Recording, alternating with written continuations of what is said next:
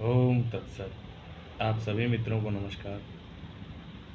बहुत समय प्राचीन काल की बात है, जब अपने देश भारत में गुरुकुल हुआ करते थे। गुरुकुलों में सभी राजा महाराजा तथा सामान्य परिवारों के बालक भी उसी में शिक्षा ग्रहण या विद्या ग्रहण किया करते थे। गुरुकुल परंपरा वास्तव में बहुत ही अच्छी परंपरा थी और वहाँ के सभी विद्यार्थी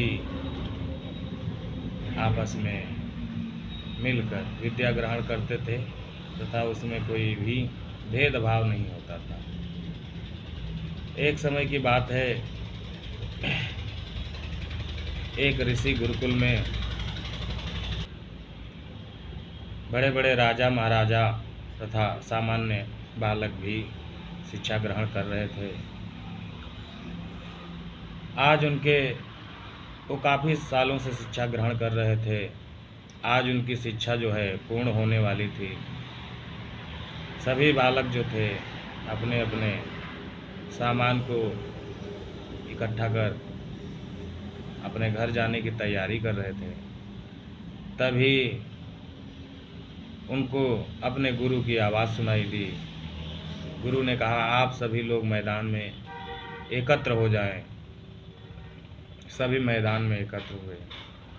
गुरु जी ने कहा कि आज जो है आप लोगों की शिक्षा पूर्ति का आखिरी दिन है। शिक्षा पूर्ण हो गई। हम चाहते हैं कि आज जो है आप लोग एक दौड़ प्रतियोगिता में शामिल हों, जो कि हम कराना चाहते हैं। दौड़ प्रतियोगिता के लिए हमने रास्ता जो है निर्धारित किया है। रास्ता जो है काफ़ी कठिन है। कहीं आपको कच्चे गलियारे पे चलना होगा, कहीं छपछपे पानी में चलना होगा, तो कहीं गुफाओं से निकलना होगा। रास्ता गुरु जी ने बता दिया। सभी के लिए लाइन लगाए, एक तरह से एक ही लाइन में सभी खड़े हुए और गुरु जी के आदेश से जो है वो सभी लोग एक ही साथ उस दौड़ प्रतियोगिता में भाग लिए।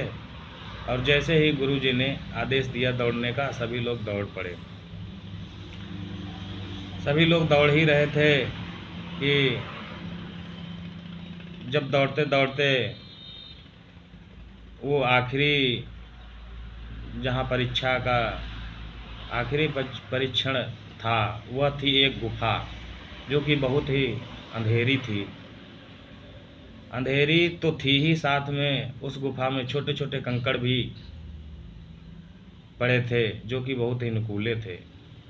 शिष्य जो थे वो नंगे पांव भाग रहे थे, तो वह अंधेरी गुफा में उनके जब कंकड़ चुभ रहे थे तो वह बहुत ही हसीनी पीड़ा उनको मिल रही थी। हालांकि जैसे तैसे वो सभी लोग अपनी प्रतियोगिता पूर्ण किए और गुरु जी के पास आए। कुछ ही लोग आए, कुछ लोग बाद में पीछे पीछे धीरे धीरे करके आए। गुरु जी ने पूछा कि सभी लोग एक ही साथ में इस दौड़ प्रतियोगिता में सम्मिलित हुए थे, तो अभी कुछ ही लोग आए हैं, बाकी लोग कहाँ रह गए। एक शिष्य ने जवाब दिया कि ऐसा है, हम लोग भागे तो एक ही समय पे लगभग थे, लेकिन जब गुफा सामने आई तो परिस्थिति बदल गई। कोई तो एक दूसरे को धक्का देकर चढ़ के निकल आया है।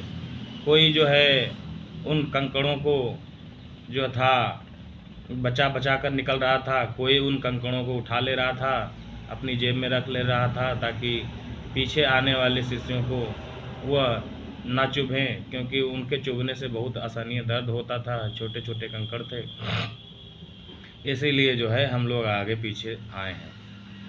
गुरु जी ने कहा कि जिन शिष्यों ने वो कंकड़ चुने हैं, अपनी जेब में रखे हैं, वो सारे शिष्य आगे आ जाएं।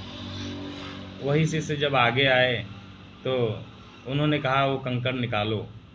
जब वह अपनी जेब से कंकड़ निकाले तो बड़े ही आश्चर्य में पड़ गए, क्योंकि वे कंकड़ नहीं थे, वह छोटे छोटे हीरे ही थे जो कि गुरु जी ने ही डाले थे। यह देखकर बहुत ही सब आश्चर्यचकित हुए और पूछा, ऐसा क्यों किया गुरुजी ने?